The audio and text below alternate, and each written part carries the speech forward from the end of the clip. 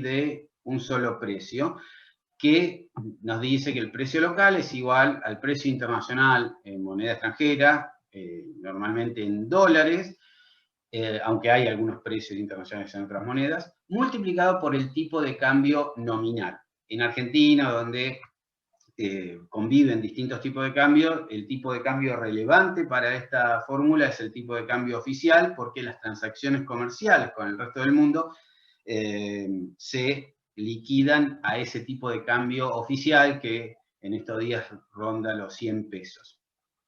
Obviamente también acuérdense que acá estamos obviando, estamos suponiendo que no existen costos de transporte o impuestos sobre el comercio internacional, tales como derechos de exportación e importación, como las retenciones de un lado y los aranceles del otro. En la práctica sí existen todos estos obstáculos al libre comercio, pero como los costos de transporte y en general también los impuestos al comercio exterior no varían demasiado en el tiempo, uno puede decir con confianza que el cambio en el precio local va a ser muy parecido al cambio porcentual en el tipo de cambio, más...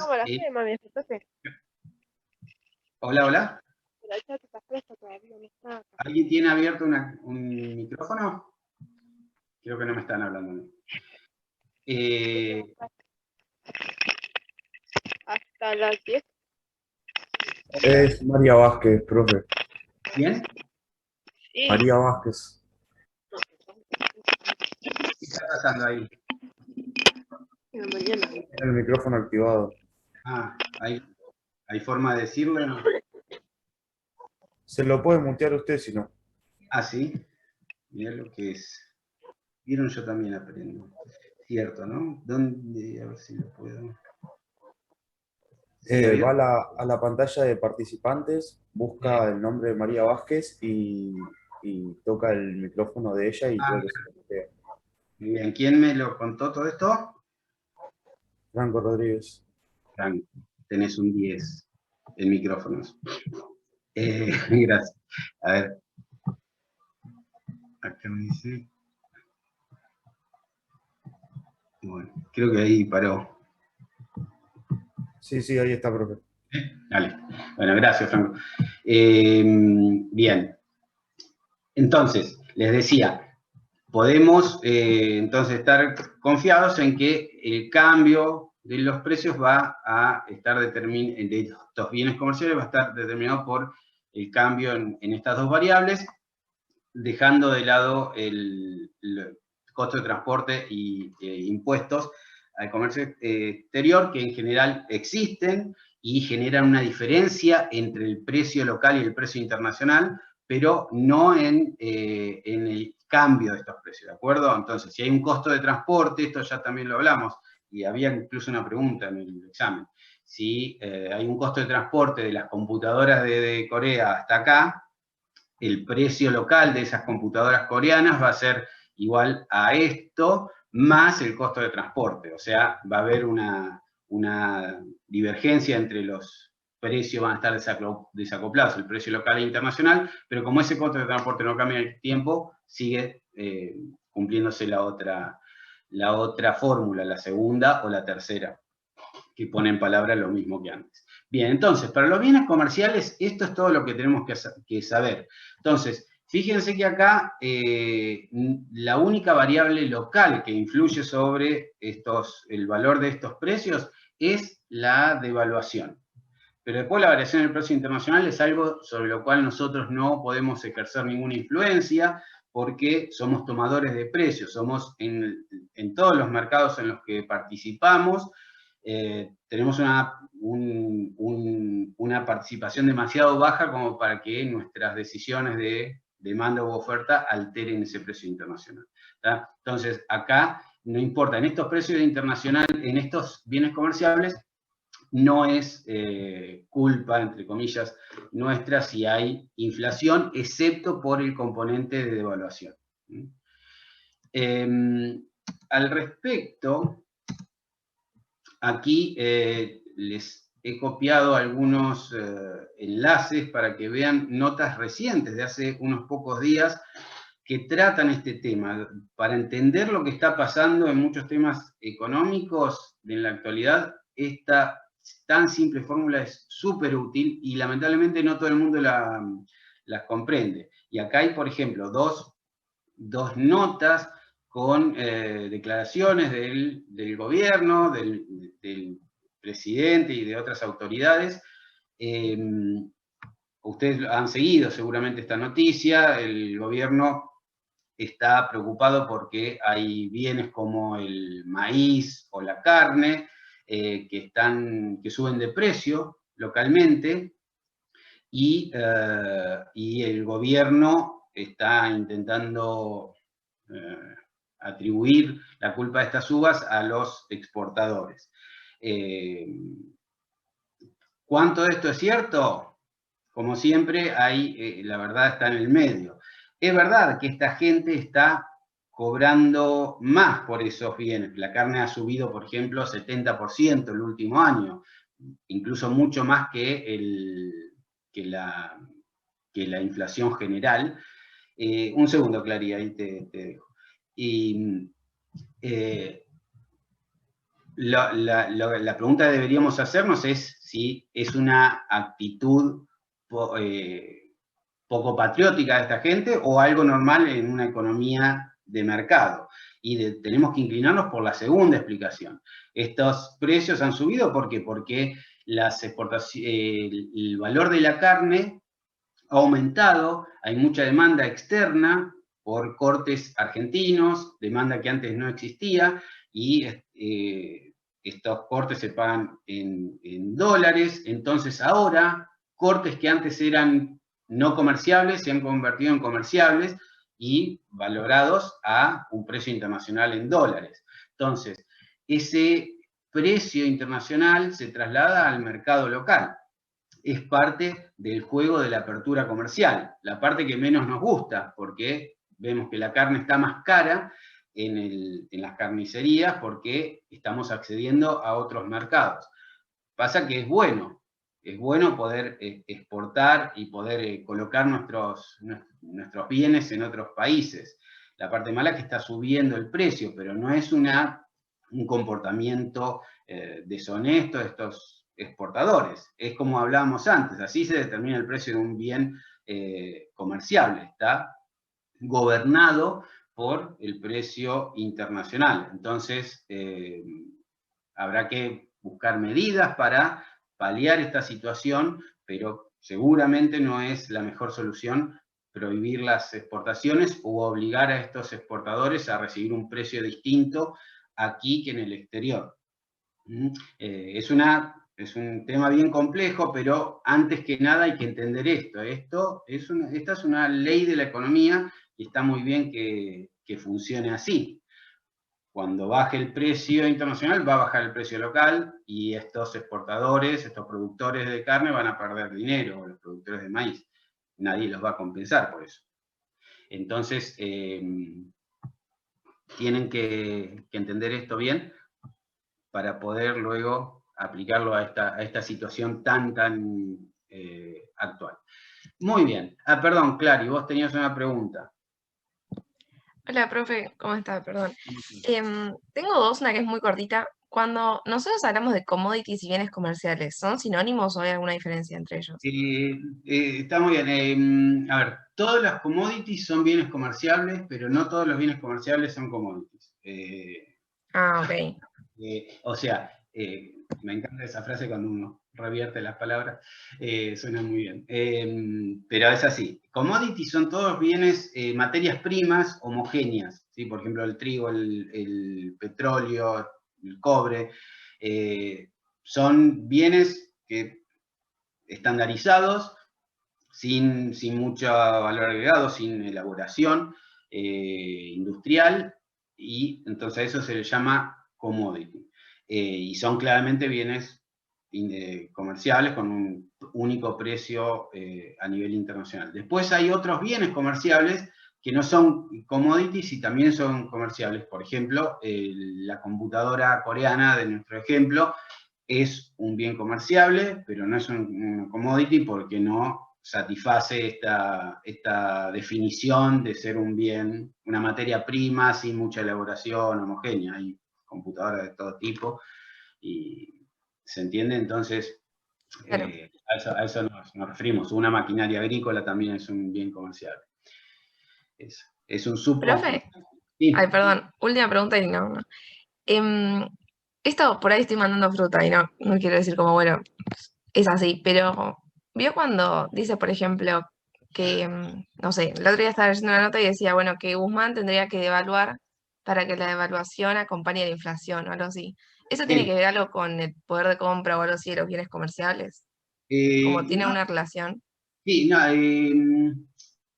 no necesariamente. A ver, lo más probable es que quien lo haya dicho se estuviese refiriendo al tipo de cambio real, ¿sí? Porque cuando vos acordate cómo es la fórmula del tipo de cambio real, es tipo de cambio nominal por precios internacionales dividido el IPC. Esa es una de las fórmulas que hemos visto. Entonces, ¿qué pasa cuando el IPC, que va subiendo en el denominador por la inflación, aumenta y aumenta? Eso deprime, reduce el tipo de cambio real. Si se reduce el tipo de cambio real, supuestamente habrá menos exportaciones y más importaciones, la gente se va a empezar a preocupar más porque cuando el tipo de cambio real baja mucho, todo el mundo empieza a anticipar que va a haber una devaluación. Entonces vos no podés atrasar, esto seguramente habrán leído o escuchado en las noticias que se está atrasando el tipo de cambio, se refiere al atraso del tipo de cambio real. ¿Qué quiere decir esto? Que el denominador, que es el IPC, sube más rápido que el tipo de cambio nominal que está en el numerador. ¿Sí? ¿Por qué lo hace el gobierno? Y ahí sirve tu comentario para lo siguiente. El gobierno sabe muy bien que la inflación proviene de los comerciables y de los no comerciables. Por el lado de los comerciables es lo que acabamos de decir. Si devalúa el tipo de cambio nominal, ¿sí? Si sube el tipo de cambio nominal, aquí, el precio local de los comerciables va a subir y va a aumentar la inflación por el lado de los comerciables. Pero entonces, ¿qué está haciendo el gobierno? El gobierno ve que la inflación sube, pero no quiere subir el tipo de cambio tanto como la inflación, porque no quiere quiere usar el tipo de cambio como un ancla inflacionaria, dicen. O sea que los precios, al menos los precios de los no comerciables, no suban tanto para que la inflación no sea tan alta, y si la inflación no es tan alta, aumentan las chances de que el gobierno pueda ganar las elecciones cuando se hagan en octubre o noviembre. ¿De acuerdo? Entonces, de eso están hablando. Entonces, mucha gente le reclama, dice, mirá, si vos seguís sin devaluar tanto como está aumentando la inflación, el tipo de cambio real va a caer.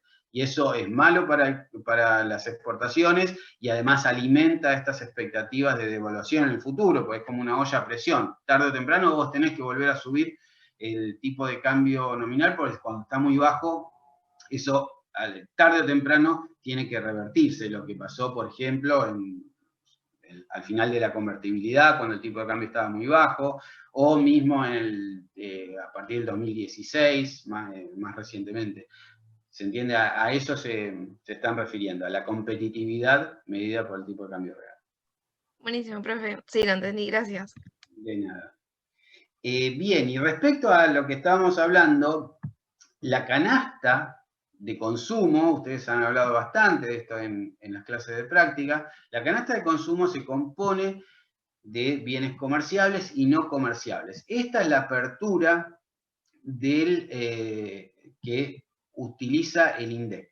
En base a su investigación, el INDEC determinó que el argentino promedio, esto no sé si es únicamente para la Buenos Aires, Capital Federal y Gran Buenos Aires, tiene esta estructura de gasto. Del 100% gasta, por ejemplo, 23.4% en alimentos y así sucesivamente. Sin necesidad de ser muy estrictos, uno puede decir que estas primeras categorías son bienes comerciables, mientras que las restantes son no comerciables. ¿Por qué no muy estricto? Porque no es tan tajante la división entre los dos grupos. Todo bien transable contiene algún no transable, transable o comerciable es lo mismo, y viceversa. Pero en general uno puede pensar que, por ejemplo, aquí, equipamiento del hogar, electrodomésticos, son transables. ¿Sí? Son bienes comerciables, porque son bienes que se comercian, no tienen insumos comerciables. Lo mismo pasa con las prendas de vestir, alimentos, lo que hablamos, por ejemplo, del trigo o la carne. Entonces, estos son mayormente comerciables, mientras que todos estos rubros son no comerciables. Como ya hemos hablado, la salud es no comerciable, yo no puedo ir al médico a Suecia, lo mismo pasa con la comunicación, con la recreación, con los restaurantes, con ¿sí? Todos estos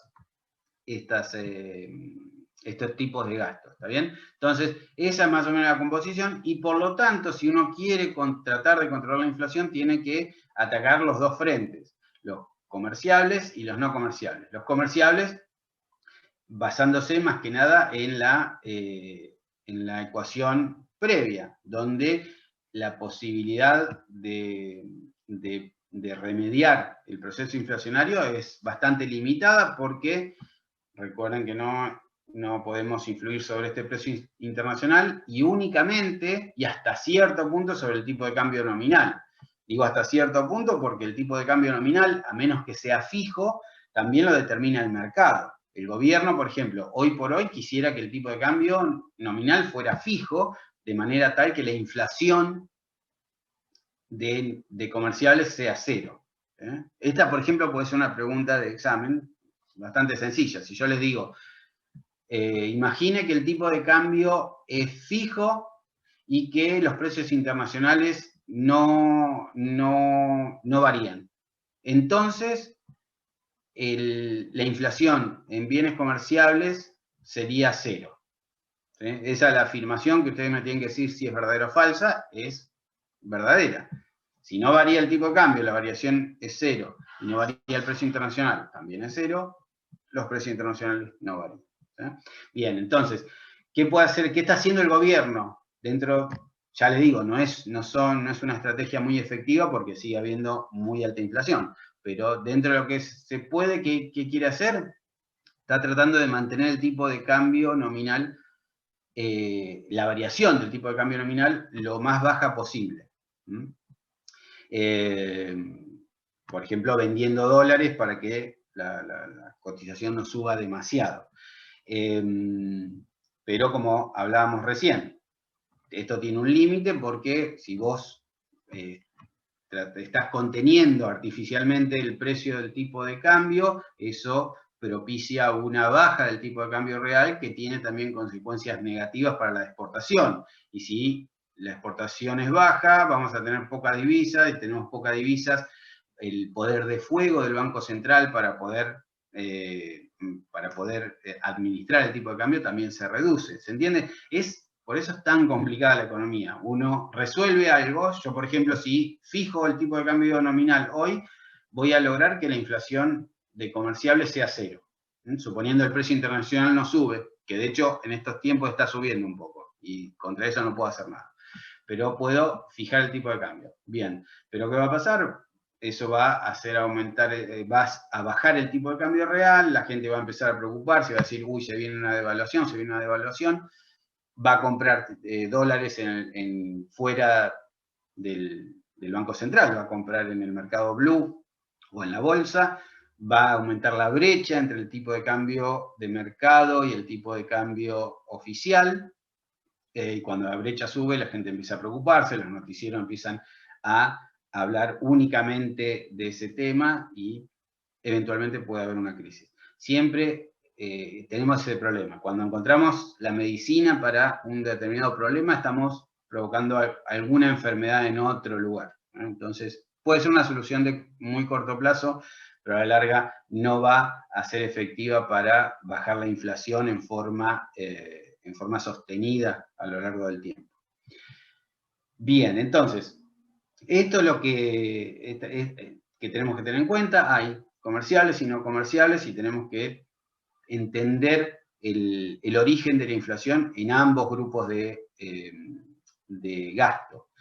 Y ahora por eso le toca el turno a los bienes no comerciales. Tenemos que entender de dónde proviene la inflación en este sector. Aquí, acuérdense, un bien no comercial es aquel que no se puede comerciar porque los costos de transporte son prohibitivamente altos en términos relativos al valor de ese bien. Entonces, estos bienes tienen un precio determinado por la oferta y la demanda local únicamente. Acuérdense también, la demanda es el precio máximo que está dispuesto a pagar el consumidor para cada nivel de consumo, mientras que la curva de oferta mide el precio mínimo que está dispuesto a aceptar el productor para ofrecer este bien. Aquí tenemos el equilibrio inicial y pensemos como ejercicio de estática comparativa, así lo van a escuchar mencionado este tipo de ejercicios en matemática para economistas o en estadística o en cualquier curso de análisis. El ejercicio que les propongo es este. ¿Qué pasa si aumenta la demanda? Acá estamos diciendo, si aumenta la demanda agregada, lo que llamamos absorción, consumo, más gasto, más consumo público, más inversión, entonces aumenta la cantidad y el precio de los bienes no comerciales. Esto es un simple ejercicio de micro, aumentó la demanda y por lo tanto aumentó tanto la cantidad producida y demandada como el precio. Entonces, esto es lo que llamamos inflación de demanda. Si la economía está bien y todos nosotros tenemos un ingreso relativamente alto y creciente, vamos a estar demandando más de estos bienes. Por ejemplo, si todos los meses me aumentan el salario real, es muy probable que yo empiece a ir con más frecuencia al restaurante, que vaya al cine cuando se pueda, que, por ejemplo, no sé, haga un chequeo semestral con el médico, que antes no hacía porque no tenía tanta plata, etc. Toda la demanda de todos los bienes, también de los bienes no comerciales, va a aumentar cuando aumente el ingreso.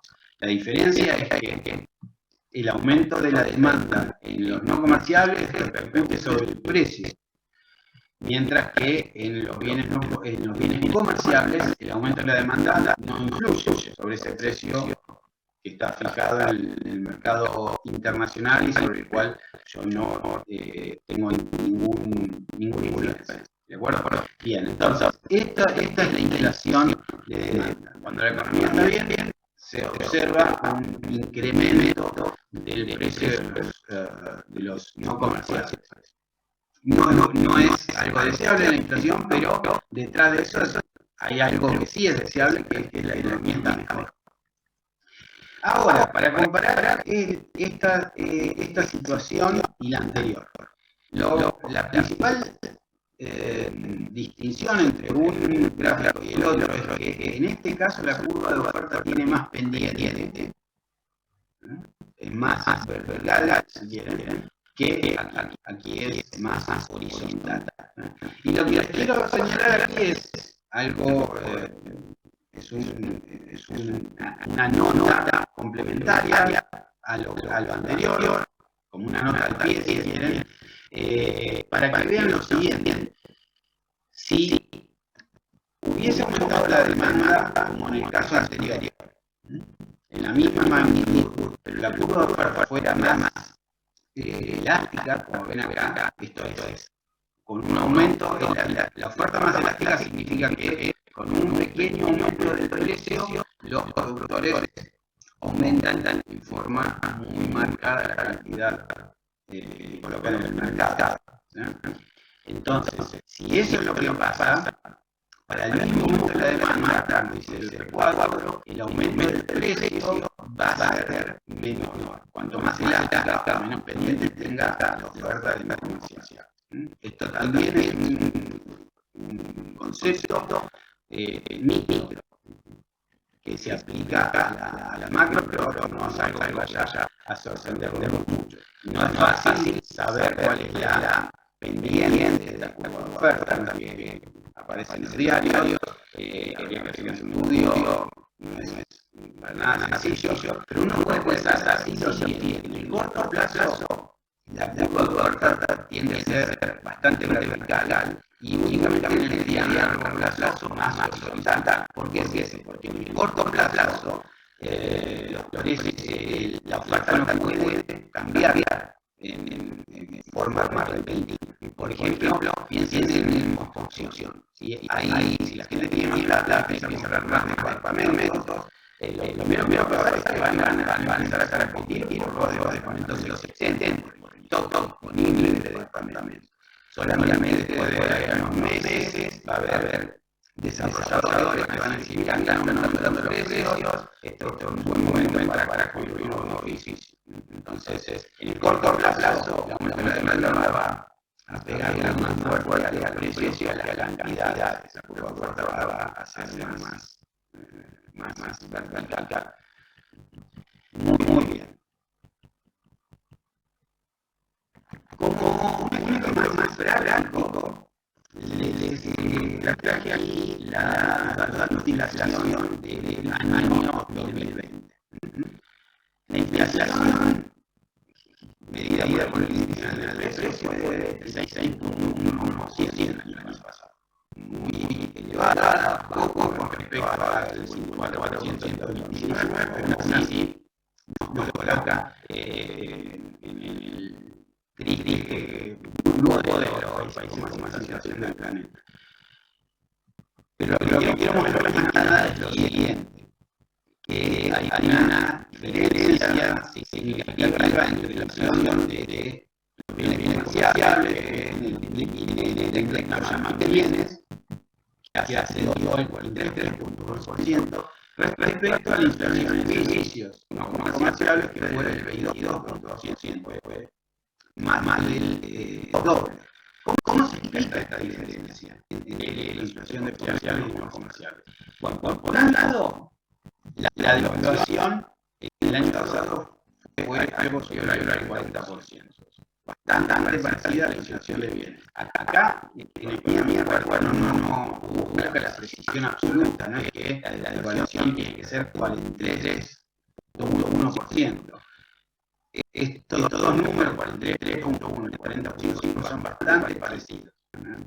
De acuerdo, no es, siempre lo decimos, no es una ciencia exacta, en economía hay muchas variables que se mueven al mismo tiempo, pero si ustedes conocían la ley de un solo precio y entendieron que esa ley es la que regula los precios de los comerciales, no deberían sorprenderse en absoluto al ver la similitud de la devaluación nominal y la inflación en estos bienes comerciales.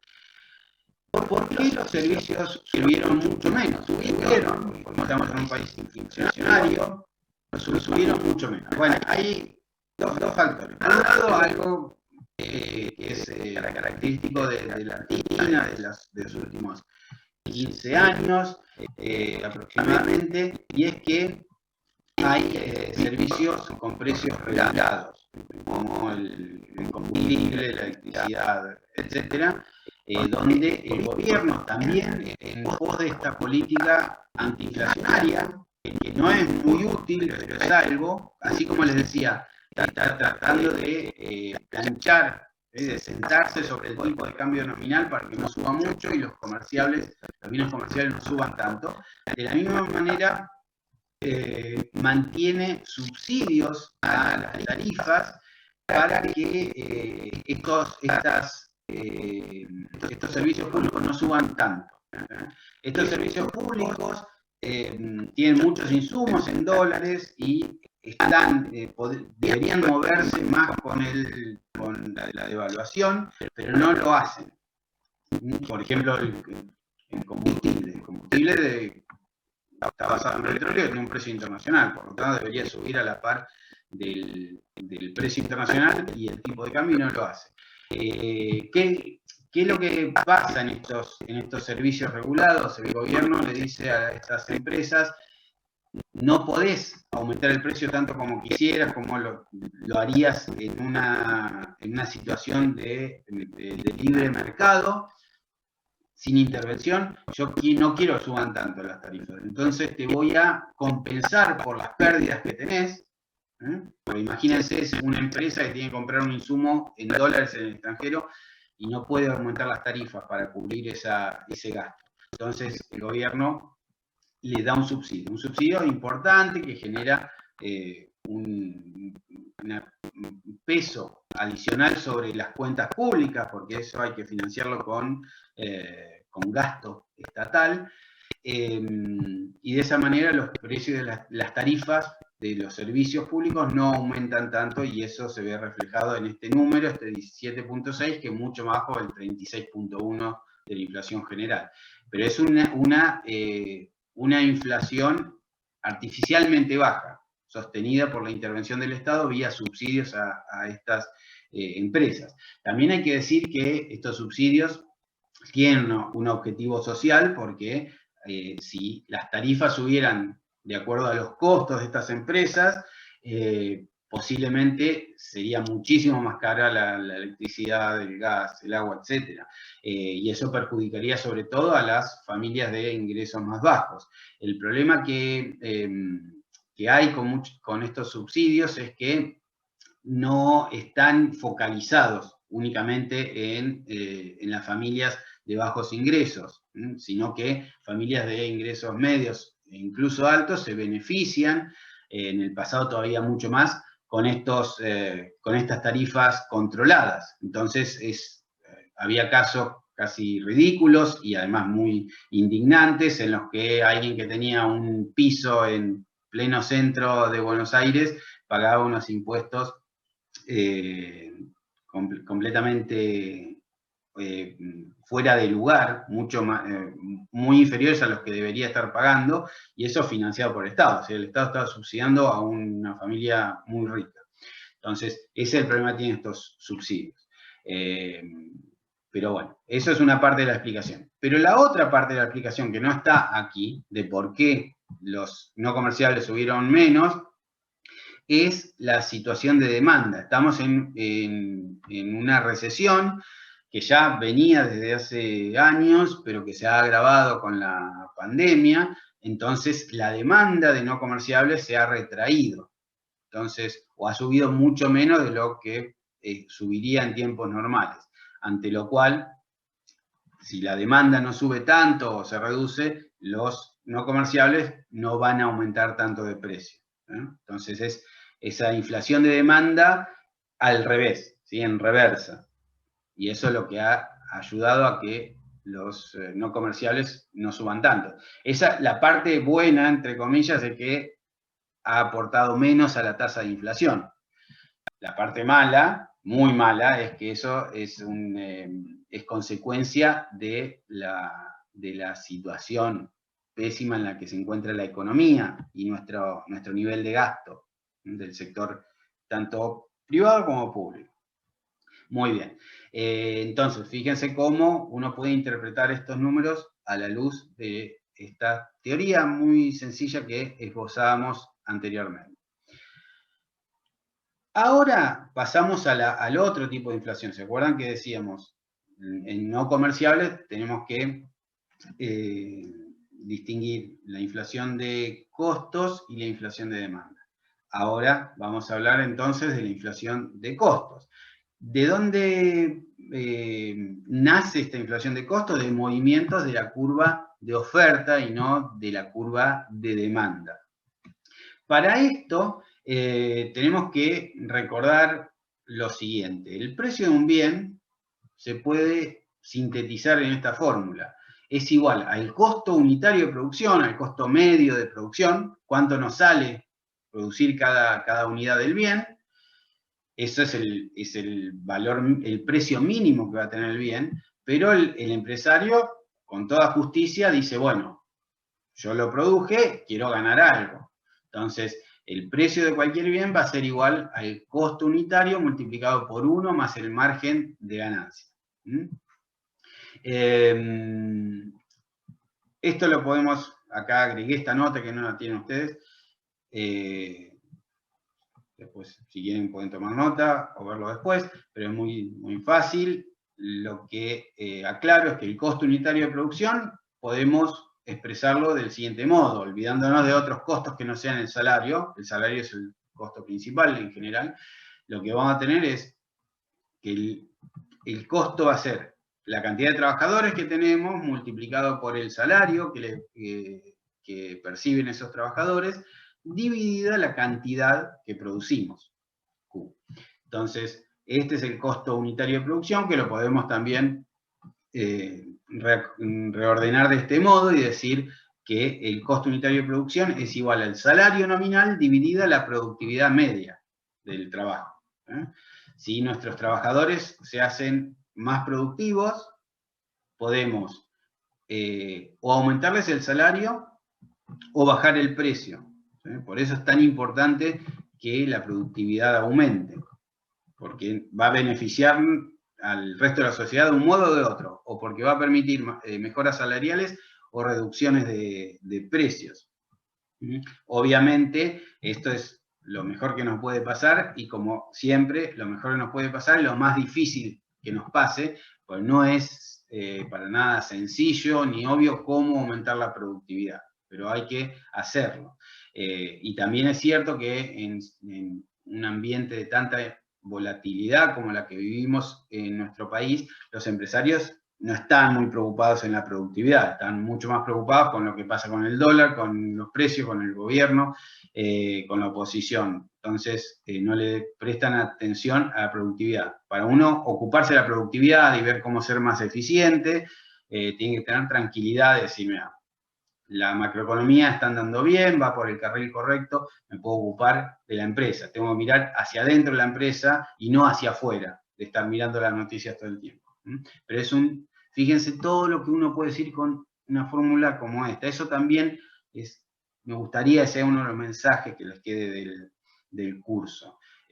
Así como les decía antes, hacer preguntas, buenas preguntas, es una señal de su comprensión y su inteligencia, y seguramente van a impresionar a mucha gente haciendo buenas preguntas. ¿Sí? Como me pasa a mí cuando recibo las buenas preguntas que me mandan ustedes. Cuando vayan a su futuro jefe y le hagan una buena pregunta, les aseguro que lejos de enojarse esta persona, va a decir, este tipo, esta tipa, sí que entienden el problema. Es siempre el primer paso, hacerse una buena pregunta. Si además tenemos la respuesta, mejor. Pero aunque no la tengamos, ya estamos mostrando que entendemos de lo que estamos hablando. Entonces, eso es una de las cosas que me gustaría que se lleven, ese espíritu inquisitivo, se dice, de estarse preguntando y decir, bueno, y cuestionando, y por qué, bárbaro, por ahí. Y la otra es esto, es cuánto jugo le podemos sacar, podemos exprimir a fórmulas como esta. Esto es lo más básico, ustedes lo conocen. Y sin embargo hay muchísimo, se puede decir, y hacer a partir de una fórmula como esta. No tenemos que complicar la vida con modelos raros, no. Cosas bien sencillas, pero bien aprendidas, es todo lo que necesitamos. Bueno, dejo el sermón aparte y vuelvo a lo que nos ocupa aquí. Entonces, les pongo esta fórmula del precio para que entendamos la inflación de costos. Antes de la explicación, otra cosa que les quería decir, que también tiene algún tono político, que no quiero, pero está ahí presente, respecto a quienes sostienen que la inflación se debe es culpa de los empresarios. Esa afirmación se puede entender a partir de esta fórmula. Quienes dicen eso, entonces, ¿quién lo dice? En general son gente que está en el gobierno, que siente la impotencia de no poder bajar la inflación y también no quiere lo último que tiene que hacer un político es decir, sí, es culpa mía, porque eso es casi un suicidio político. Entonces, tienen que encontrar un culpable de la inflación. Es decir, no lo puedo arreglar porque alguien lo está provocando. ¿Y quién puede ser? En este caso, los empresarios. ¿Cómo explicaríamos esa inflación movida por ejemplo, los monopolios o por los empresarios en general? Si el margen de ganancia sube. Si sube el margen de ganancia, el precio de los bienes sube y por lo tanto hay inflación, aun cuando el costo unitario de producción, salarios, productividad estén fijos. Esa sería una buena explicación y si fuera cierto, yo y cualquier economista la aceptaríamos, pero ¿en dónde falla? ¿Dónde está la fisura en esa? Es una buena intuición, es una de esas intuiciones engañosas. Uno dice, y sí, el precio depende de cuánto, de cuál sea el margen de ganancia y por lo tanto de la ambición que pueda tener este empresario. Falla en dos cosas al menos. Una es que los empresarios no tienen la capacidad infinita de fijar el margen de ganancia. ¿Sí? Si a mí me cobran cada vez más porque el empresario es ambicioso e insaciable y quiere ganar más y más, ¿qué voy a hacer? ¿Voy a dejar de comprar ese bien o voy a comprar un bien sustituto? Yo no voy a estar pagando, si el fabricante de autos me dice, sale $10.000, no, ahora sale 50.000, no, ahora quiero 100.000. Guardate el auto en el garage. No le diría eso, le diría otra cosa. ¿Se entiende? Entonces, hay un límite, la demanda pone un límite al aumento del margen de ganancia. Eso por un lado. Y segundo, que es difícil de explicar, y los datos no muestran para nada eso, que el margen de ganancia esté continuamente aumentando, para que el precio aumente todo el tiempo. Argentina tiene inflación desde hace 40 años, 50 años casi. O sea, que todos los meses los empresarios aumentaron el margen de ganancia por 50 años. Ahora el margen de ganancia sería, no sé, 50.000%. Sería imposible, ¿sí? Y estos empresarios serían mega millonarios y los trabajadores no recibirían nada. Entonces es imposible que el margen de ganancia aumente todos los meses al 5%. Además uno puede ver los balances de las empresas. Los balances están disponibles, muchos balances son públicos y los márgenes de ganancia no han cambiado tanto. Esto no quiere decir que los empresarios sean unos santos, para nada.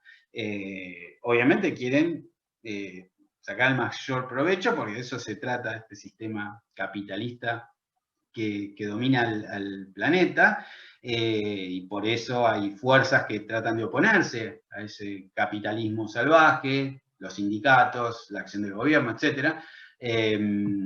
Pero tiene un límite, o sea, la inflación justificada porque hay monopolios que ponen los precios a su antojo no parece ser una buena explicación, aunque suena muy bien. Y hay que tener cuidado con las cosas que suenan muy bien y no son ciertas. Bueno, entonces fíjense, también podemos dar respuesta a un debate eterno que hay en la sociedad respecto al porqué de la inflación. No viene por ese lado. Viene más que nada por esto, por el costo unitario de producción que va aumentando. ¿Y qué pasa aquí? Primero veamos lo que pusimos aquí en el recuadro. Imagínense este caso, ¿no? Suben los salarios, ¿sí? Porque hay presión de los sindicatos para subir los salarios, tal vez por el salario real ha venido cayendo, por lo que sea. Es el trabajo del sindicato, empujar por mayores salarios. O sube el margen de ganancia, que esto puede pasar. Mi punto es que no puede pasar en forma crónica, no puede pasar todo el tiempo. Una vez sí puede pasar.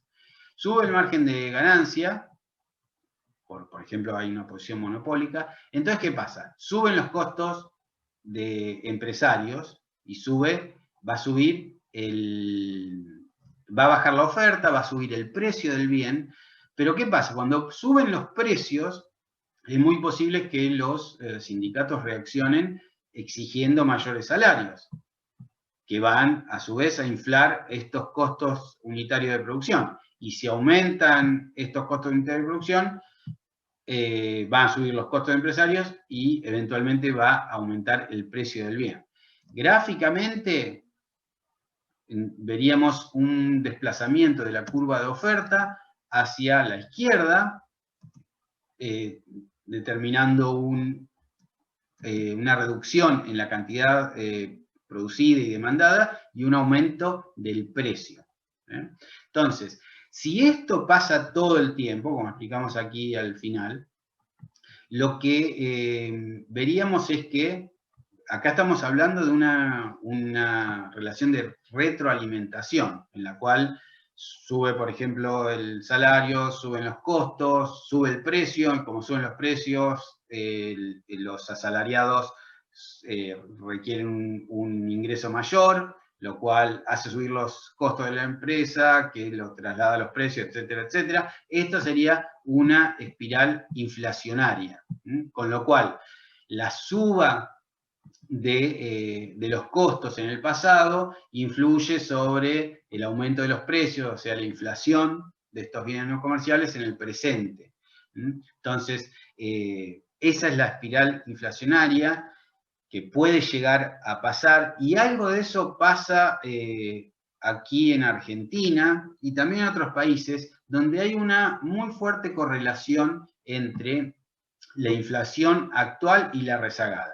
Lo que he hecho aquí es reunir información de la tasa de inflación mes a mes en todo este largo periodo, desde el 2007 al 2019. Aquí hay que tener cuidado para aquellos de ustedes que quieran hacer algún trabajo empírico. En algún momento seguro van a necesitar datos de inflación y hay que tener mucho cuidado porque seguramente saben que entre el 2007 y el 2015 el gobierno intervino el INDEC y estableció un IPC oficial que no reflejaba la verdadera suba de precios. En promedio, el INDEC reportaba una inflación anual del 10%, cuando la inflación verdadera era del 25% aproximadamente. Entonces, esos datos no deberían utilizarse si van a hacer un estudio tomando un periodo largo como este, sino que hay que buscar fuentes alternativas. Por ejemplo, la inflación que medían algunos institutos de estadística provinciales, como el de San Luis o Santa Fe, o el mismo Congreso de la Nación, que hizo un índice de precios para poder tener una medida fiable del IPC. Pero bueno, es un comentario al margen para que estén advertidos al respecto. Ahora, ¿qué estamos viendo aquí? Cada punto representa la inflación de un mes, por ejemplo, abril del 2014 y la inflación del mes anterior, o sea, de marzo del 2014. Eso es lo que representa cada punto. Y lo que vemos es que hay una relación positiva. Estos 9 puntos nos devuelve la imagen de una línea. Esto es lo que van a estudiar en estadística, cómo calcular estas líneas a través de métodos estadísticos y econometría. Pero lo que nos queda en claro es esto, es que hay una alta correlación entre la inflación de un mes y la inflación del mes anterior. Lo mismo pasa para tasas altas. Cuando la inflación era de 4 y pico en un mes, seguramente el mes anterior fue parecida. Y entonces, ¿qué es esto? Esto es lo que llamamos inercia inflacionaria. Si la inflación del mes pasado fue alta, es probable que la inflación de este mes también lo sea. ¿Por qué pasa esto? En gran parte por lo que hablábamos antes. Si la inflación del mes pasado fue de 4%, o sea, los precios subieron 4%, y yo soy el líder de mi sindicato, lo que voy a hacer es ir ante mis patrones y decirle, mirá, los precios subieron, fui al supermercado y todo me subió 4%. Entonces quiero una recomposición salarial, quiero que me des 4% para tener el mismo poder de compra que antes. Entonces, supónganse que me conceden ese aumento para mis afiliados al sindicato. Entonces, el empresario me dice, bueno, tomá, te doy un aumento del 4%. ¿Y qué va a pasar? eso significa que el costo unitario de producción le subió 4%. ¿Qué va a hacer este empresario? Va a decir, bueno, voy a aumentar el precio 4%, porque la otra posibilidad es reducir mi margen de ganancia, cosa que ningún empresario está dispuesto a hacer, o por lo menos no continuamente. Alguna vez podés aceptar una reducción de tu ganancia, pero no una y otra vez. Entonces, si subieron los costos 4%, el precio del bien va a subir 4%, o más, menos. ¿Y qué va a pasar? Al otro mes, los precios van a subir 4%, yo voy a pedir que me aumenten el salario 4%, etc. Entonces, ahí ven cómo se genera esta inercia inflacionaria, donde la inflación del mes pasado influye sobre la inflación de este mes. Y no solamente pasa con los trabajadores en relación de dependencia. Si ustedes, por ejemplo, tienen una peluquería, y ven que la inflación, sale en la tele que la inflación del mes pasado fue 4%, ustedes dicen, bueno, voy a cobrar cada corte 4% más para poder, para no perder poder adquisitivo. Entonces, todo el mundo va a estar pendiente de la inflación pasada para establecer el aumento de precios de este mes. Y eso también, esta misma inercia inflacionaria, hace tan difícil combatir la suba de precios, porque todo el mundo está aumentando de acuerdo a los precios del mes anterior. Entonces, romper esta memoria inflacionaria requiere mucho trabajo y mucha credibilidad de las políticas públicas. Para que Argentina vuelva a tener inflaciones bajas, va a ser necesario que la gente acepte que los precios el incremento futuro de precios va a ser más bajo, que las políticas públicas va a haber menos déficit fiscal, etcétera, menos devaluación. Entonces, para que yo acepte y diga, no, mira, el mes pasado subieron 4% los precios, y vos querés que ahora yo suba mi precio 1% este mes. ¿Por qué habría de hacerlo si eso voy a perder plata? Entonces, si vos estás dispuesto a aceptar que entramos en un sendero más o menos permanente de baja de la inflación, recién ahí vas a poder hacerlo, pero te va a llevar mucho tiempo, no va a ser mágico. Un país que tenía mucha inercia inflacionaria es Chile, como uno de tantos ejemplos, y tuvo políticas muy, muy serias, muy consistentes a lo largo del tiempo, y aún así le llevó desde los 90 hasta los 2000, cerca de 15, 20 años, bajar la inflación. O sea, es un proceso lento. Sí, hay una pregunta, Clary. Profe, una Sí. cosa, se me generó una duda, porque ¿se acuerda que las primeras clases, una de las cosas como que habíamos discutido era si una baja en el salario real causaba una baja en el consumo? Sí. Y si puede volver a la filmina anterior, un cachito. O sea, ponele que estamos cuando baja la oferta y sube el precio. Si sube el precio, inflación, y si hay inflación, baja el salario real. Pero si Sí. baja el salario real, en este caso, ¿se acuerda que cuando nosotros decíamos, bueno, si baja el salario real, baja el consumo, y decíamos que no, porque podían aumentar los beneficios empresarios? Claro. Acá en este caso no estarían aumentando, porque también está aumentando el costo. O sea, acá es como que pareciera que se retrae el consumo de los dos. Eso es como que me genera duda. Sí, a ¿O ver, no? depende cómo se va a distribuir esta inflación, quién va a asumir los costos de la inflación. Si la inflación subió, los precios subieron 4% el mes pasado, si todo el mundo sube, a ver, si la inflación subió 4% el mes pasado y ahora suben los costos unitarios de producción 4% y sube el precio del bien 4%, eso no... se dice que la inflación es neutral, ¿sí? ¿De acuerdo? Porque vos estás subiendo el costo en 4%, subís el precio 4%, el margen de ganancia lo dejás inamovible, entonces, en definitiva, el salario real no cayó porque subió 4% el salario y el precio subió 4%, ¿sí? Entonces ahí no hay, nadie se beneficia ni se perjudica. ¿no? Claro, sí, ahí lo vi. Gracias, profe. No, de nada. Muy bien, entonces, este es un fenómeno que vemos aquí en Argentina. La inflación del mes pasado influye sobre del mes actual, y eso es algo peligroso. Y más como con la inflación ascendiendo, por ejemplo, que en marzo, ¿se acuerdan que llegó a 4.8, casi 5%? Entonces, eso crea casi, no totalmente, pero una suerte de piso a la inflación de los meses siguientes. Si la inflación en marzo fue 5%, sería muy poco probable que la inflación baje al 1% mensual en los próximos meses. Es como que ya el umbral está alto y todo el mundo va a estar mirando ese 5% y tratando de ajustar al menos parte, ¿sí?, de ese aumento previo.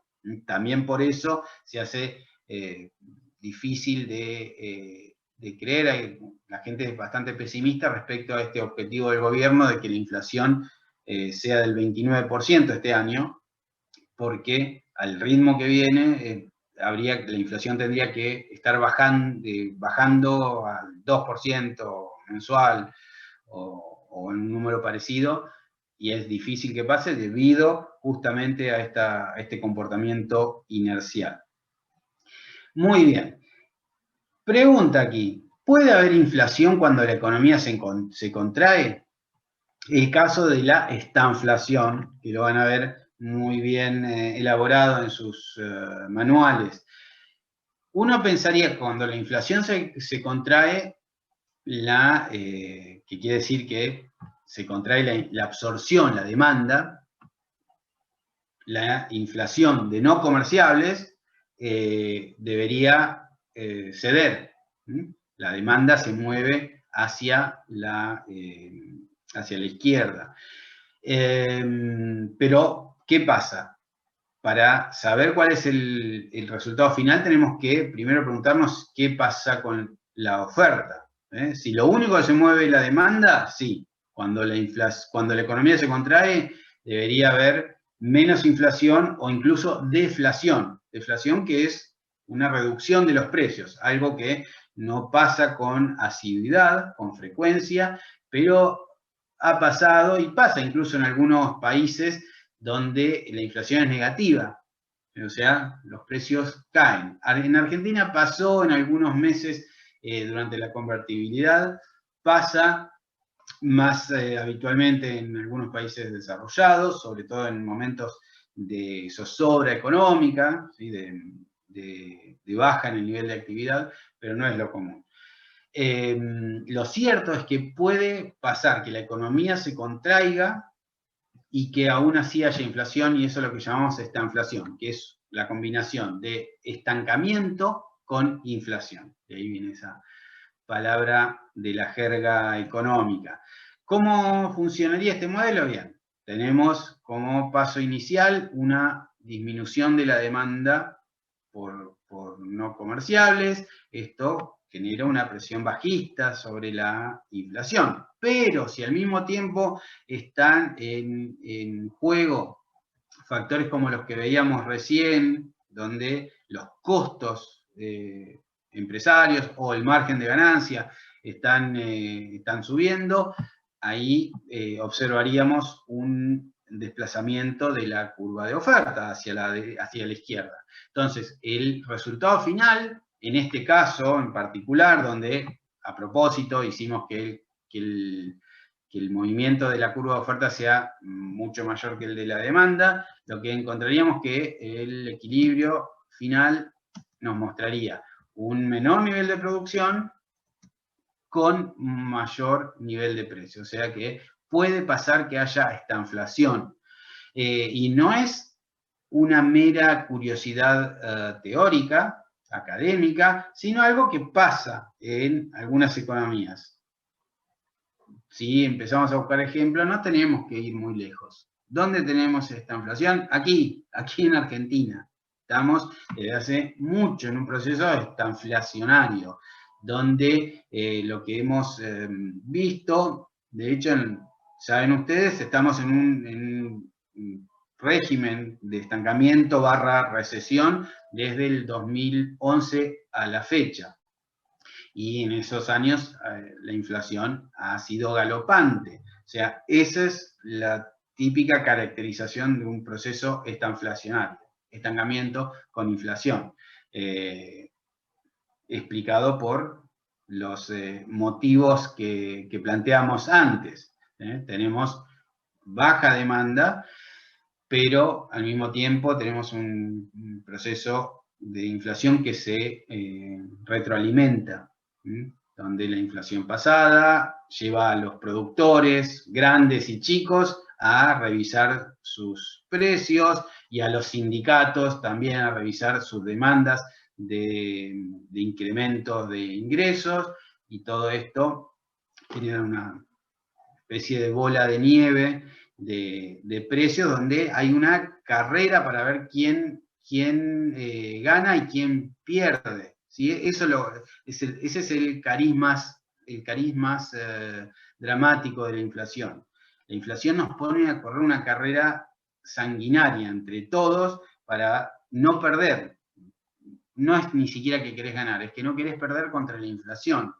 Entonces, todo el mundo lucha dentro de sus posibilidades porque sus ingresos corran a la velocidad de los precios. Algunos lo logran, otros no, dependerá también del poder de negociación.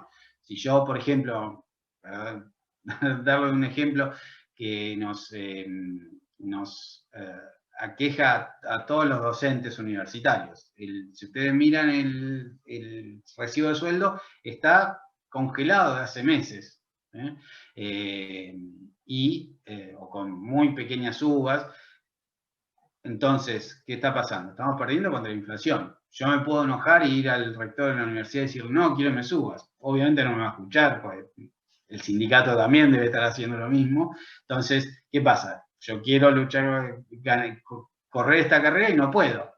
Entonces, todo depende del poder de negociación. Otra gente va a poder. El peluquero puede decir, no, mirá, subió 5%, subo los cortes 5%. Puede hacerlo, nadie se lo va a impedir.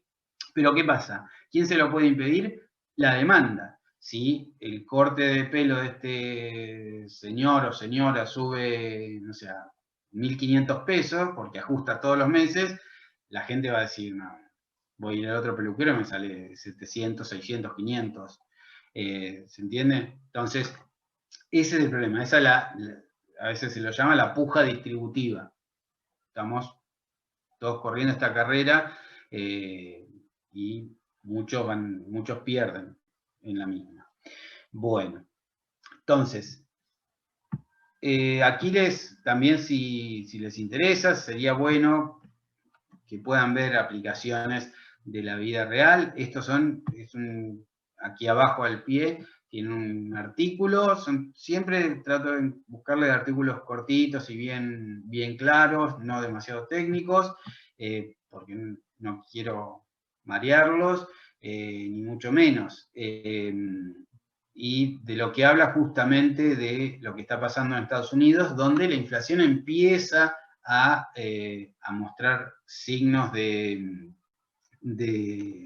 mayor vigor que en otros años, pero siempre dentro de los límites de un país desarrollado. Si la inflación era 2%, puede llegar a ser 2.8% en un año.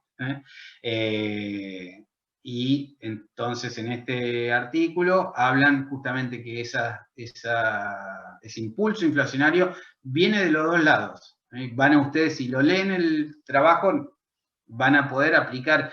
Obviamente los artículos periodísticos no usan la terminología de un capítulo de un libro o de una clase universitaria, pero ustedes van a poder leerlo con esa mirada, ¿sí? Van a poder hacer una lectura técnica cuando el que lo escribe seguramente es un economista, pero que no quiere usar palabras raras para un público general, una audiencia amplia. Entonces, pero está hablando de lo mismo que estamos hablando nosotros. Cuando lo leen, ustedes dicen, acá está hablando de esto, que hay inflación de demanda, acá también dice que puede haber algo de inflación de costos. Entonces, todo lo que estamos usando, sí. Esa es mi intención final, que les sirva para entender el mundo real, y acá tienen un ejemplo. Bien, nada más como un comentario al pasar, les quería mostrar esta matriz de doble entrada que armé hace un tiempito, con la relación entre inflación y crecimiento del PBI. No sabemos si es correlación o causalidad, porque uno no puede establecer de antemano si la inflación causa crecimiento o al revés. En realidad pueden pasar las dos cosas. Por un lado, el crecimiento del PBI, al estimular la demanda, puede aumentar la inflación vía aumento de la demanda de no comerciables. ¿Sí? O sea que en ese caso uno puede postular o proponer una causalidad que va del crecimiento del PBI a la inflación. Pero a veces la inflación puede causar cambios en el crecimiento del PBI, sobre todo en cambios negativos. Cuando hay mucha inflación, hay mucha inestabilidad, mucha incertidumbre, y eso provoca un menor crecimiento del PBI. ¿Por qué? Porque hay más ahorro precautorio, hay menos inversión por temor a la irreversibilidad, y eso también a la larga puede perjudicar el crecimiento, no solamente en el corto plazo, reduciendo la demanda agregada, sino en el largo plazo, porque va a haber menos inversión, menos avance tecnológico y, en definitiva, menos crecimiento de largo plazo. O sea, hay relación entre las dos variables. Pero esto nada más para que vean que en Argentina encontramos una amplia variedad de situaciones, de combinaciones. No es que siempre tuvimos alta inflación y recesión o estancamiento. Sí lo tuvimos, por ejemplo, en la década del 80, la famosa década perdida. Bueno, ahí hubo muy alta inflación, mucho más alta que ahora incluso, con recesión. Estancamientos que no crece el PBI. En aquellos años hubo una recesión, hubo una caída del PBI. Algo así pasó desde el 2012, fines de 2011, 2012, en realidad hasta ahora. ¿Sí? Esto tiene como punto final 2019, pero sigue en la actualidad. Estamos en un proceso de estanflación. También hemos tenido baja inflación con recesión, que esto es lo que pasó en la antesala de la crisis del 2002, crecimiento con alta inflación entre el 2003 y el 2011, ¿sí? Estos son los dos primeros gobiernos kirchneristas, hubo crecimiento, muy alto crecimiento, acompañado por inflación. ¿Sí? Ahí hubo mucho de inflación del lado de la demanda. Y también hemos sido testigos de periodos con baja inflación y crecimiento, que es lo más deseable, que es lo que pasó en Argentina entre el 91 y 97, pero no se sostuvo. Entonces, tampoco uno quisiera vivir en un mundo con baja inflación y alto crecimiento, pero que se pueda mantener a lo largo del tiempo, de las décadas, no unos años. Es algo bueno que haya pasado, pero si después esto desemboca en el estallido de una crisis, uno ya no lo valora tanto. Entonces tampoco es que esto fue el paraíso. Fue bueno mientras duró, más allá de todo el trasfondo de problemas sociales, ¿no? Que siempre decimos, lo dejamos afuera porque no es tema de nuestra materia. Pero ha pasado de todo en Argentina, esa es la conclusión.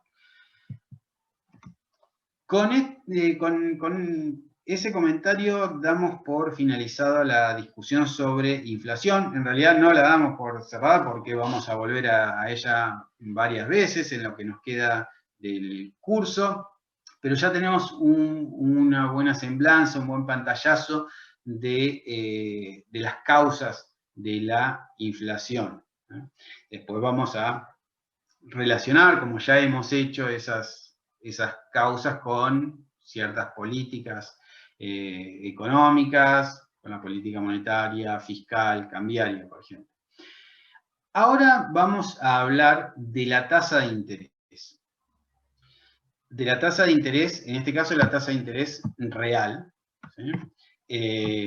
Hablamos brevemente de la tasa de interés nominal de muy corto plazo en la última clase, relacionada a los cambios de la política monetaria del Banco Central, que puede influir, y también la demanda de dinero, puede influir sobre la tasa de interés nominal de corto plazo, si quieren, el día a día o mes a mes. Acá estamos analizando la tasa de interés real con una perspectiva más extensa a lo largo de varios años.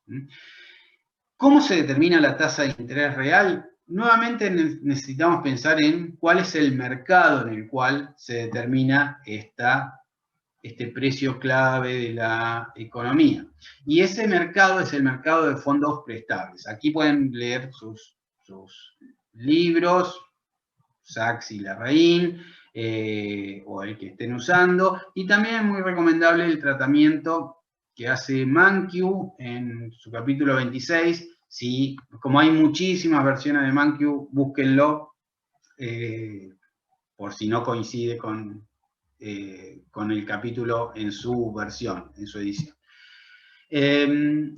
¿Cómo funciona este mercado de fondos prestables? Es un mercado donde tenemos, como decíamos, la tasa de interés en el eje vertical y el ahorro y la inversión en el eje horizontal.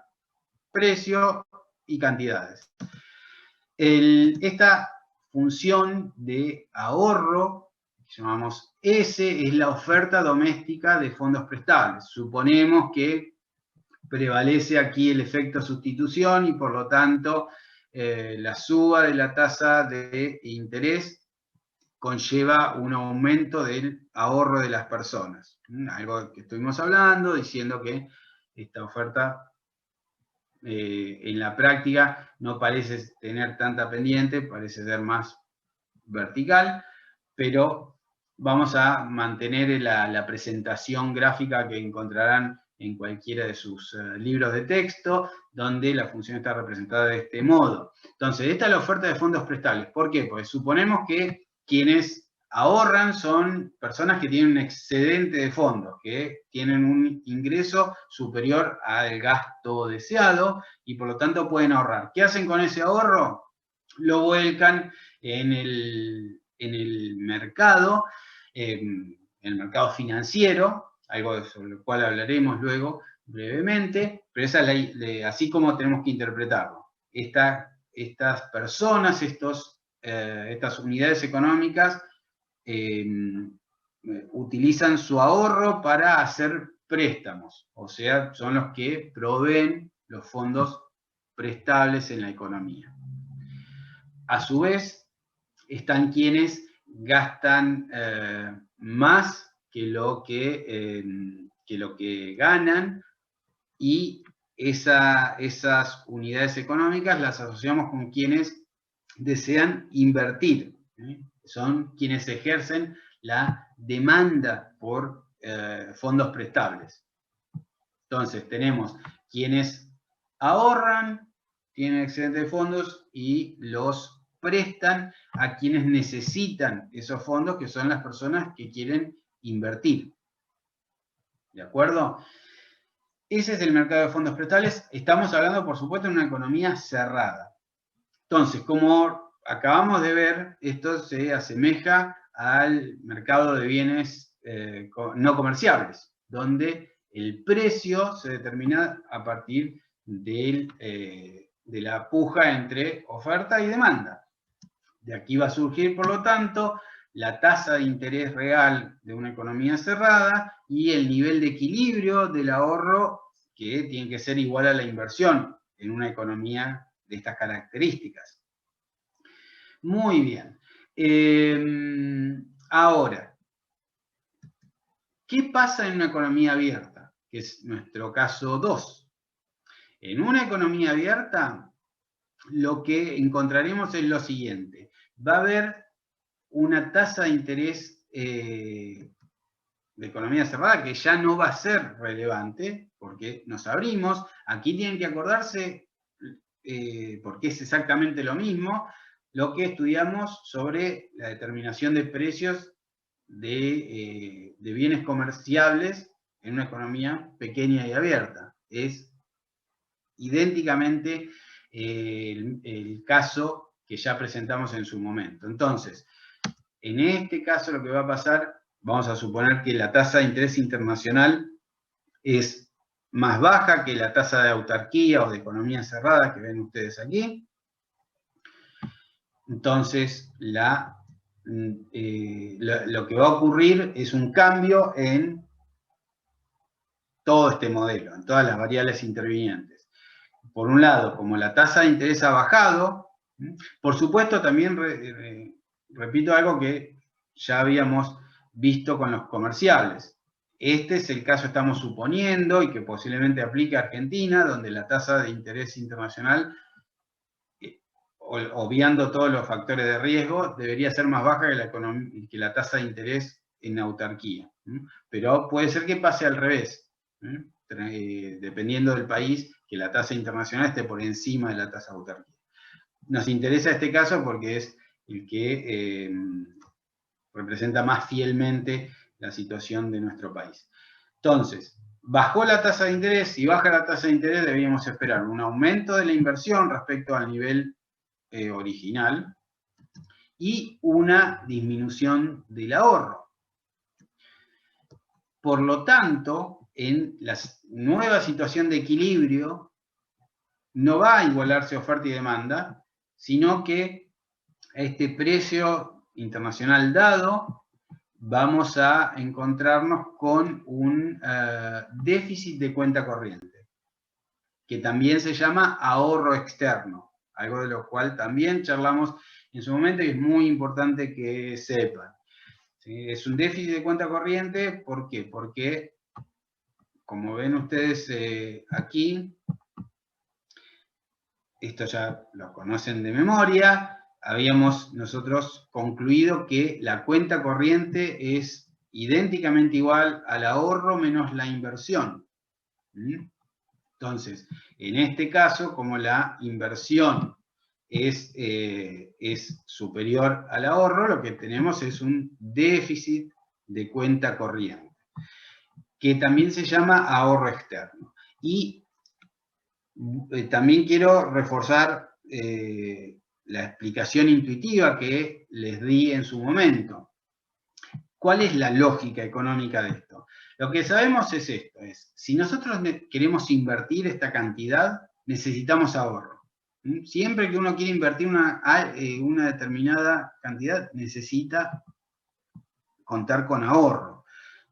Si yo todo el ingreso me lo consumo, no puedo invertir. Entonces, lo que financia la inversión siempre es el ahorro. ¿Qué pasa en la economía cerrada? En la economía cerrada decíamos, ahorro es igual a inversión. No tenemos otro recurso de nuestro propio dinero. Entonces, si queremos invertir 100, necesitamos ahorrar 100. Si queremos invertir 100 y ahorramos 50 y estamos en una economía cerrada, no vamos a poder. ¿Cuánto vamos a invertir? Vamos a invertir 50. Esa es una buena pregunta de examen también, ahora que lo pienso. Si yo le digo, estamos en una economía totalmente cerrada. Mi nivel de inversión deseado es de 100 pesos. Mi ahorro interno es de 50 pesos. ¿Cuál va a ser el nivel de inversión final? Entonces, la respuesta es 100 o 50 u otra cosa, ¿no? Y es más, le puedo poner todas las opciones, 100, 50, 0, 75. La respuesta es 50. Si estoy en una economía cerrada, significa que yo no puedo, no participo del mercado internacional de fondos prestables. O sea, no puedo prestar ni tomar prestado en el exterior. De manera que todo lo que voy a poder invertir dependerá de cuánto haya ahorrado. Si yo quiero invertir 100, pero ahorré 50, voy a poder invertir 50. La respuesta es, mi nivel de inversión va a ser 50. ¿Estamos? Pero no es lo que pasa en una economía abierta. En una economía abierta yo dispongo de esta posibilidad de obtener recursos, fondos en el exterior. Entonces, yo quiero invertir esta cantidad y cuento con este ahorro interno, pero puedo conseguir ahorro externo. Ahorro externo es déficit de cuenta corriente. Y recuerden, un déficit de cuenta corriente es una entrada de capitales. Quiere decir que yo estoy consiguiendo recursos, por ejemplo, me estoy endeudando en el exterior o estoy permitiendo que entre inversión extranjera directa.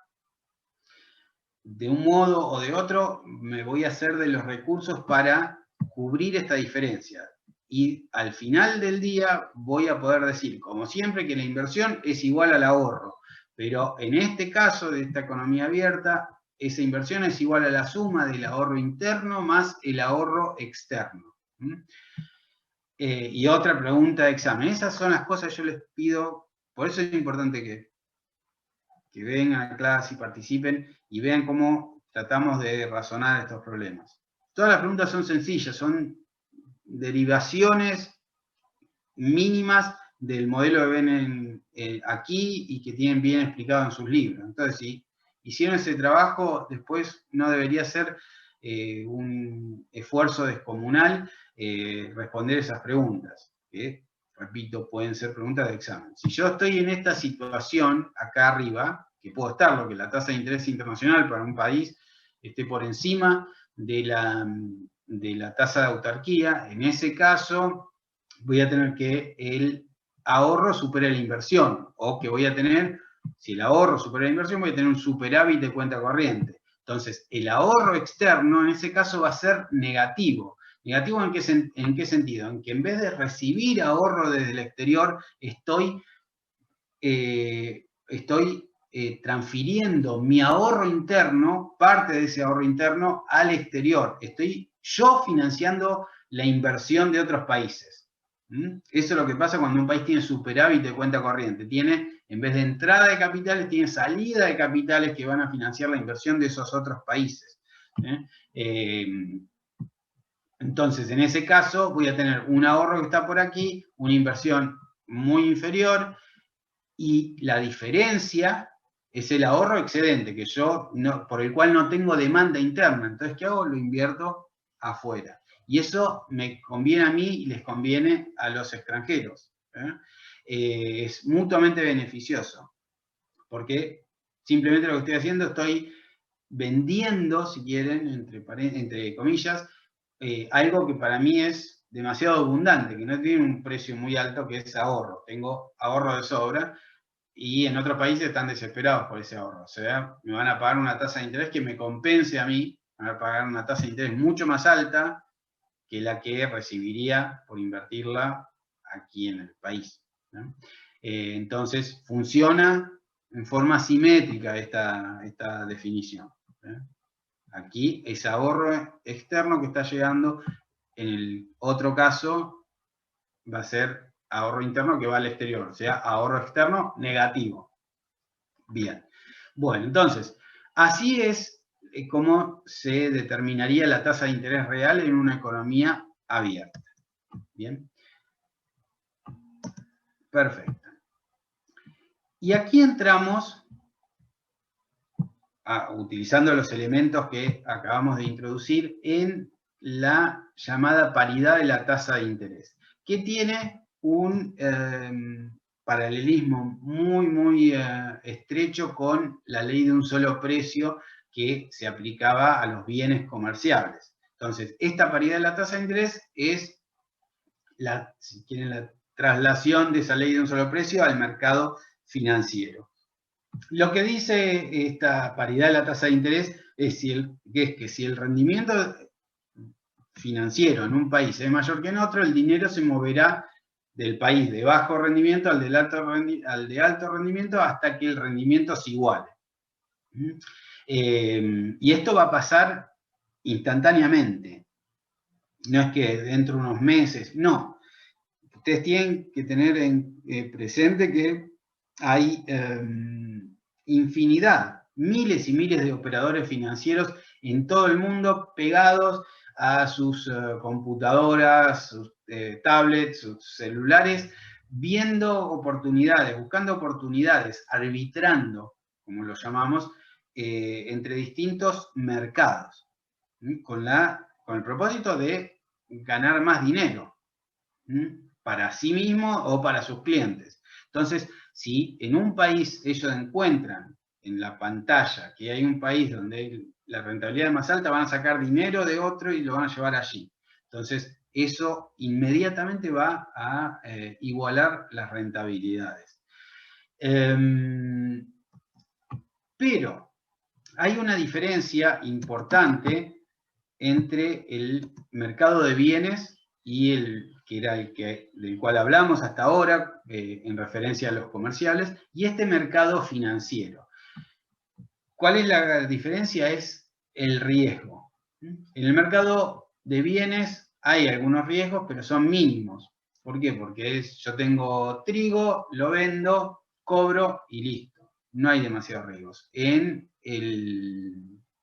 Obviamente puede haber riesgos de defraudación, que mande el container vacío, o un trigo de menor calidad al estipulado, o que el otro, mi contraparte en el contrato no me quiera pagar, pero son problemas que se resuelven y en general no ocurren demasiados episodios de este tipo. En cambio, en los activos financieros sí pueden pasar muchas cosas. ¿Por qué? Porque cuando yo hago una inversión, nadie me puede garantizar que voy a ganar tanto como espero. Cuando yo vendo una tonelada de trigo y me dicen, te voy a dar $250, listo, yo voy a recibir $250. Acá yo invierto y me puede ir mejor o peor de lo que esperaba. Si no hay, pensemos inicialmente en una situación en la cual no hay ningún riesgo. En ese caso, la tasa de interés local y se tiene que igualar con la tasa de interés internacional y estrella. En general usamos en economía la estrella para denotar una variable extranjera. También a veces se usa la estrella para simbolizar equilibrio, pero muchas veces van a verlo con este significado. Entonces, esa es la paridad de tasas, paridad o igualdad de tasas de interés. Yo no puedo tener, si yo tengo una tasa de interés, no hay ningún riesgo, y la tasa de interés en mi país es más alta que en el resto del mundo, que la tasa de interés internacional, ¿qué va a pasar? En segundos, mi mercado financiero se va a ver inundado de fondos extranjeros, que van a decir, esto es una oportunidad buenísima, y no tiene que haber una gran diferencia. A veces la tasa de interés internacional puede ser 3% y esta tasa es 3.4%, y ya eso es suficiente para que se muevan un montón de fondos hacia el país. Entonces, ¿qué pasa? Van a entrar muchos recursos al país y rápidamente se va a restaurar, se va a restablecer esta igualdad.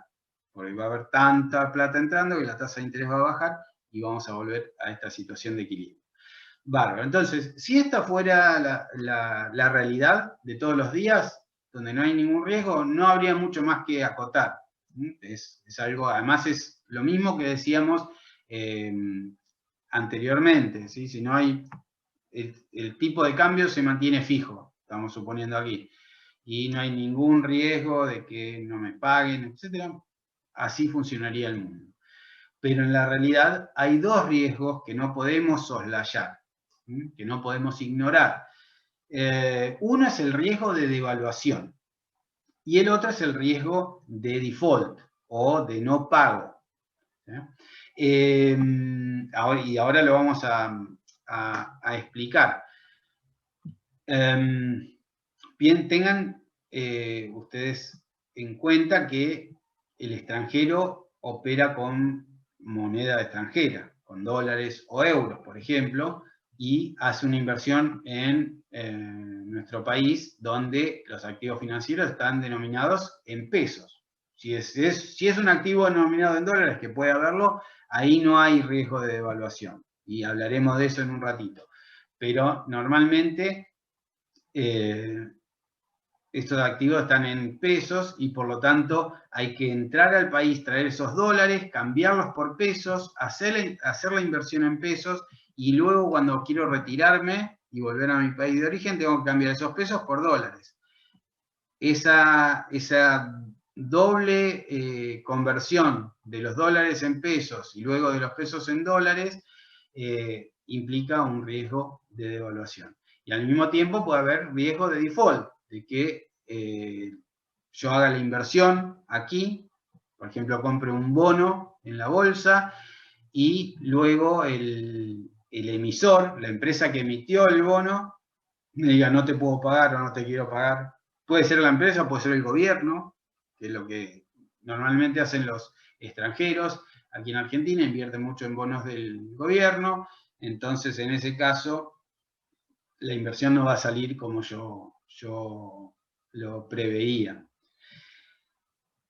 De manera que la paridad de tasas en presencia de estos riesgos va a tomar esta forma, un poquito más complicada, pero no demasiado, donde decimos que se va a tener que igualar 1 más la tasa internacional a la siguiente expresión. 1 más la tasa local multiplicado por 1 menos la probabilidad de default, porque eso es lo que yo me voy a quedar de la tasa, ¿sí? Si hay una probabilidad si hay una probabilidad de default del 50%, quiere decir que yo voy a cobrar el 50% de esta tasa ahí. A eso nos referimos. Dividido 1 más la devaluación esperada. Porque, recuerden, y ahora vamos a ver un ejemplo numérico, la devaluación perjudica al inversor extranjero. ¿Sí? Imagínense. Profe, ¿puede repetir lo último, por favor, que se cortó? ¿Desde dónde? ¿De esta expresión? Desde riesgo de default se quedó. Bueno, perdón. Gracias. No hay problema. Entonces, lo que les decía, cuando un riesgo de default significa que el emisor del título que está comprando este extranjero no cumple con los pagos. Por ejemplo, el caso típico es el de un extranjero que viene al país y compra un bono del gobierno, atraído por una alta tasa de interés, y luego, cuando llega el momento del vencimiento, el gobierno le dice, no te puedo pagar. No hay forma de que te pague, con lo cual, por más que la tasa prometida era altísima, yo voy a tener una pérdida enorme como inversor, extranjero o local, y eso lo tengo que tener en cuenta en el momento en que yo hago la inversión. Si voy a invertir en un país donde hay una alta probabilidad de que el gobierno o el emisor del bono, puede ser una empresa, no me pague, eso va a incrementar la probabilidad de default y por lo tanto me va a llevar a exigir una mayor rentabilidad. Y esto está íntimamente relacionado con el riesgo país, del cual hablaremos seguramente ya en la continuidad de esta clase, que va a ser por video. Entonces, de eso estábamos hablando. Cuando yo tengo que descontar la probabilidad de default. Si yo, por ejemplo, para dar un primer ejemplo, si me prometen pagar 10% de tasa, pero sé que hay una probabilidad del 50% de que no me paguen, en realidad yo debería pensar, mira, no me van a pagar 10%, me van a pagar 5% porque hay una probabilidad de que no reciba. Entonces, ese es el tipo de cálculo que hace cualquier inversor al momento de decidir dónde poner su dinero. Y de igual manera, si hay una devaluación esperada, esto reduce la rentabilidad de ese inversor. Piensen, una persona que entra, ustedes traen, vamos a hacerlo bien simple, traen el tipo de cambio aquí en Argentina es $1 por $1. Traen $1, lo convierten a $1. Y ahora hay una devaluación. El tipo de cambio pasa de $1 a $2 por dólar. Entonces, yo había traído $1, lo convertí en $1. Ahora quiero convertirlo de vuelta en dólares. Entonces, tengo $1, pero el tipo de cambio es 2. O sea que con ese peso voy a obtener apenas 50 centavos de dólar. O sea, de manera tal que entré con $1 y me voy con 50 centavos porque hubo una devaluación. Esa devaluación también aumenta la tasa de interés que tengo que pagarle al extranjero para atraerlo, para que esa inversión sea más rentable. Cuanto mayor la devaluación que se espera, más alta tiene que ser la tasa de interés de equilibrio. Entonces, la paridad de tasas, cuando existen estos dos riesgos, tiene que reescribirse de esta manera. O en otras palabras, la probabilidad de default y la devaluación esperada inflan la rentabilidad mínima requerida para las inversiones en el país, para la tasa de interés doméstica. También ¿cómo estamos? A ver, perdón. Bueno, hago este comentario y concluimos acá, y después continúo en el video que les voy a hacer llegar en un par de días, a más tardar. Lo que les quería decir es esto, es que esta fórmula que vemos aquí, esta es la fórmula correcta que hay que utilizar, ¿sí? Pero muchas veces se simplifica de esta manera. Se dice, la tasa de interés local tiene que ser igual a la tasa de interés internacional más la devaluación esperada, más la prima por riesgo de default, o que luego llamaremos riesgo país. Se puede simplificar de esta manera, es mucho más gráfica, ¿sí? Más fácil de comprender, pero hay que tener cuidado con esto. Esto es una aproximación que no es del todo exacta y que se hace cada vez más inexacta cuanto mayores sean los niveles de estas variables. Si las variables son pequeñas, si estamos hablando de tasas de interés y de devaluación del 1, 2, 5%, está muy bien usar esta aproximación, por más que no sea totalmente precisa. Pero si estamos hablando de tasas de interés de, por ejemplo, como las que tenemos hoy acá en Argentina, de 40%, entonces ahí esta fórmula simplificada puede fallar y puede haber mucha diferencia con la verdadera fórmula, que es esta que ven ustedes acá, ¿sí? Nada más que eso quería comentarles. Y acá hay una pregunta. ¿La prima por riesgo de default debería en teoría ser la misma o distinta para cada deudor? Y la respuesta es, debería ser distinta. ¿Sí? Si por ejemplo yo soy un extranjero que viene a invertir aquí, invierto en una empresa argentina súper sólida, que nunca ha defaulteado, que siempre paga, en ese caso debería yo asumir como inversor que la probabilidad de default es 0 o casi 0. Casi nunca es 0, ¿sí? Pues nada en el mundo es seguro, pero digamos la probabilidad de default es 5%. En cambio, si es una empresa que no conozco, o una empresa muy endeble, o que ya ha experimentado problemas de pago en el pasado, entonces diría, no, la probabilidad de default no es 5%, es 40%, 60%. Entonces, uno debería establecer una probabilidad de default según cada deudor. Argentina, como país, como Estado soberano, tiene una probabilidad de default relativamente alta en la percepción, a los ojos de los inversores internacionales. ¿Por qué? Porque tiene una historia, un track record muy nefasto en este sentido. Hemos dicho que ha defaulteado muchas veces a lo largo de su historia. Entonces, uno debería tener una probabilidad de default distinta para cada deudor, aunque en la práctica la probabilidad de default del Estado es el piso para todos. A pesar de que vos podés tener aquí una empresa que tiene muy buenos fundamentos, se dicen, muy buenos indicadores. Si opera en Argentina, los inversores internacionales, tal vez equivocadamente, pero es la práctica financiera, van a considerar que como mínimo tenés el riesgo del Estado al que perteneces. Hay muy pocas excepciones en las cuales hay empresas que perforan ese piso y tienen riesgo, prima de riesgo más baja. Pero lo normal es que el riesgo país regule o condicione la probabilidad de default para todos los deudores de un determinado país. Bien, gente, vamos a detenernos aquí, porque tengo que entrar en mesa de examen de otra materia.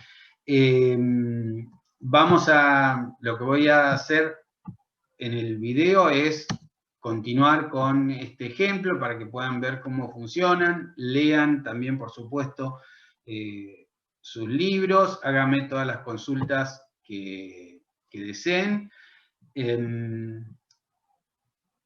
Voy a parar de compartir. ¿De acuerdo? No es como todos los temas en realidad en nuestra materia, no son difíciles en sí, pero requieren mucha atención, una mente abierta y que se amiguen con el lenguaje y la forma de razonar, la metodología del economista. Si entran en ese juego, también va a ser un juego muy divertido para ustedes mismos, porque después les va a resultar muy fácil estudiar otros temas, porque todo es esto, en realidad todo lo que ven ustedes en la primera micro y en la primera macro es lo que van a ver aquellos que estudian economía en el resto de la carrera y todos los que se dediquen a la contabilidad o a la administración también. ¿Sí? Está todo acá. Simplemente tienen van a poder usar esa misma herramienta para estudiar cualquier tema que les toque en su vida profesional. Pero tienen que entrar en ese juego, meterse en la cabeza del economista para ver cómo hace sus razonamientos, y van a ver que es algo divertido, no infalible, porque siempre decimos, continuamos equivocando, pero somos los que más cerca estamos de la verdad. Por lo menos podemos entender, desentrañar muchos misterios de la realidad y podemos también evaluar la veracidad o falsedad de lo que dice mucha gente por ahí. Entonces, hagan ese esfuerzo y van a ver que va a rendir frutos. Bueno, gente, los dejo entonces. Cualquier pregunta me escriben, acá me preguntan en el chat. Después acá Alfredo también me hace una pregunta sobre el riesgo. Vamos a abordar esa cuestión en el video. Sí. Cualquier pregunta, veo algunas preguntas que no contesté, por favor mándenmelas por mail y se las respondo sin ningún problema. Gracias a ustedes, chicos. Y acá me preguntan sobre el examen. El examen breve, que es el próximo miércoles. Tienen el recuperatorio, perdón, el 10 y el examen breve el 12, si mal no recuerdo. Las fechas son las que tienen, así que no confíen en mi memoria. Para ese examen déjenme ver, lo más probable es que pueda mandarles el resto de la nota en video para el viernes. Si es así, en el examen del próximo miércoles entraría la nota 5, pero les confirmo, antes del viernes les digo cuál va a ser el contenido. ¿Está bien? No se preocupen por eso. Entre hoy y mañana les digo hasta dónde llegaría el examen del miércoles que viene, y para aquellos que vayan a rendir el recuperatorio, garra, por favor, que están a tiempo de entrar a la promoción y tener buenas notas, así que aprovechen. Va a ser, si están bien, ya con sus notas en el primer parcial va a ser todo más fácil para el segundo, y piensen que en poquito más de un mes se termina esto, y ya, acuérdense, lo que tienen que poner en un post-it, en un papelito, o en la heladera en su casa, no lo veo más a este tipo, ¿sí? En un mes. y eso les va a dar fuerza cuando esas fuerzas flaqueen. ¿De acuerdo? Bueno, chicos, me escriben cualquier cosa. Los saludo y nos vemos la próxima. ¿Sí? Saludos, Chao. profe. Chao, chicos.